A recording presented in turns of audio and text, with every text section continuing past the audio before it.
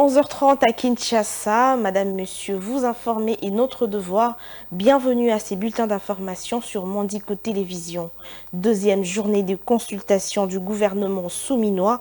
La Première ministre a reçu en premier lieu ce lundi 15 avril 2024 à l'immeuble du gouvernement les regroupements politiques A-A, UNC et A-VK 2018 conduit par Vital Kamerhe. Au sortir de la rencontre avec la Première ministre, Vital Kamerhe a indiqué que les tâches de former un gouvernement est laborieusement, mais Judith Souminois fait de son mieux pour terminer le travail à temps. Viningali Junior.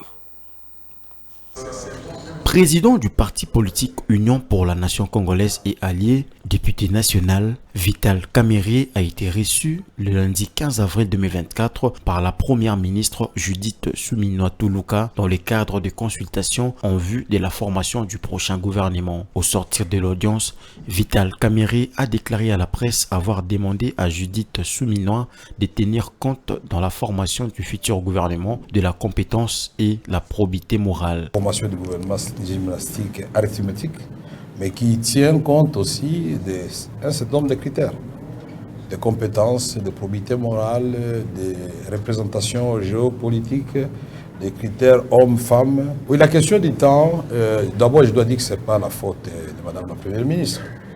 Et de deux, il ne faut pas confondre les choses. La République démocratique du Congo, ce n'est pas le Sénégal.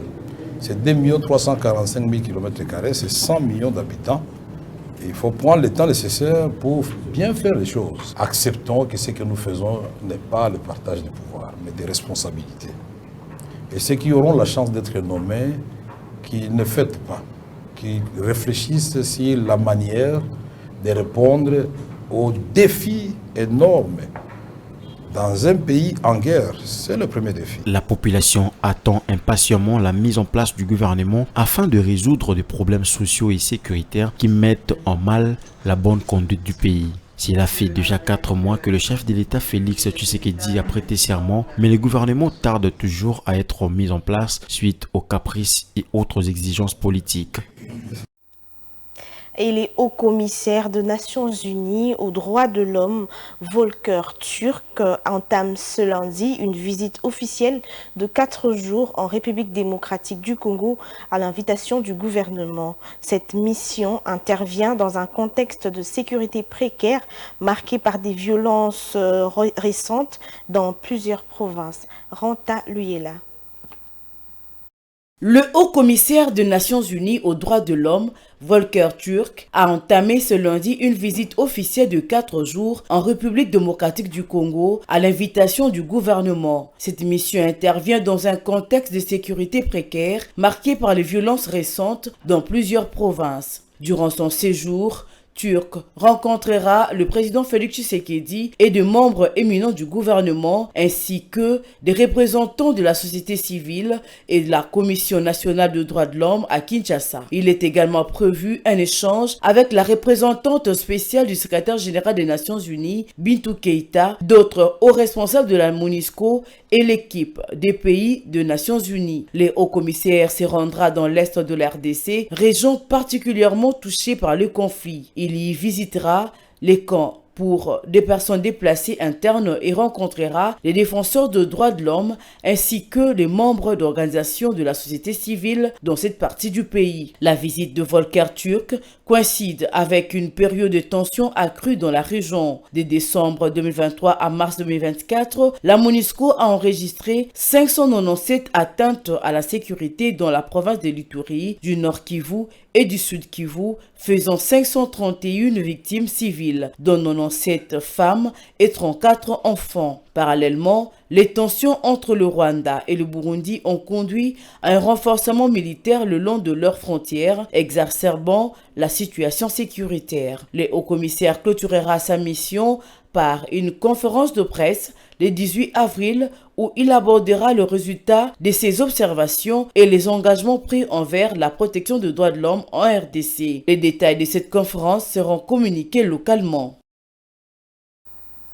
Et pour clore ces bulletins, 6 morts, tel est le bilan d'une nouvelle attaque perpétrée par les rebelles d'Alliés démocratiques Force ADF en sigle dans les suds du territoire d'Irumu en Ituri. Face à cette insécurité, la société civile locale appelle au renfort de l'effectif militaire dans cette partie de la République démocratique du Congo afin de neutraliser le mouvement rebelle qui sème la terreur dans ces coins du pays. Regardez.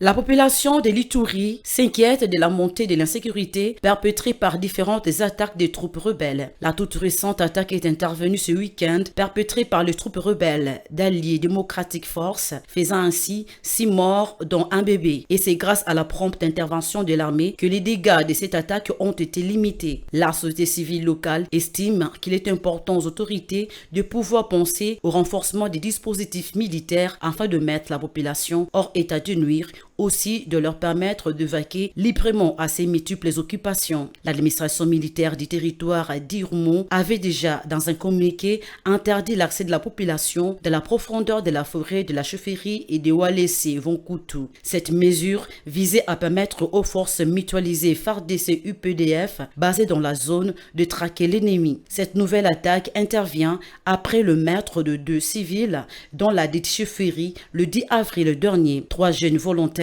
en partance pour la récupération des corps des victimes ont également été blessés par l'éclat d'un engin explosif piégé par les rebelles ADF dont les cadavres des civils exécutés. Par ailleurs, l'Union des associations culturelles pour le développement de l'Ituri s'indigne de la précarité de la situation sécuritaire dans la région pourtant signataire d'un acte d'engagement unilatéraux de cessation des hostilités. Il appelle ainsi les différentes parties au respect de leurs engagements. C'est la fin de ces bulletins. Madame, Monsieur, merci de votre attention soutenue.